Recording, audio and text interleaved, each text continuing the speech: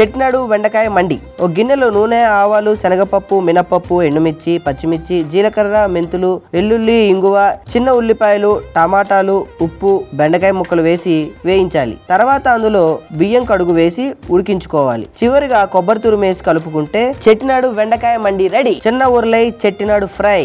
ఒక బాండీలో దాల్చిన చెక్క, ఆనాస పువ్వు, మరాఠా మొగ్గ, యాలకులు, లవంగాలు, మిరియాలు, ధనియాలు, సోంపు, జీలకర్ర, ఎండు కొబ్బరి, ఎండుమిర్చి వేసి వేయించి కొద్దిగా ఉప్పు వేసి పొడి చేసుకోవాలి. ఒక బాండీలో నూనె, ఆవాలు, శనగపప్పు, మినపప్పు, పసుపు, వెల్లుల్లి, కరివేపాకు, కారం, ఉల్లిపాయ ముక్కలు, చిన్న ఉల్లిపాయలు వేసి వేయించుకోవాలి. తర్వాత ఈ లోపల ఉడికించిన చిన్న బంగాళదుంపలను నూనెలో వేయించి ఆ మిశ్రమంలో వేసి మసాలా పొడి, ఉప్పు వేసి కలుపుకుంటే చిన్న ఉర్లై చెట్టినాడు ఫ్రై రెడీ.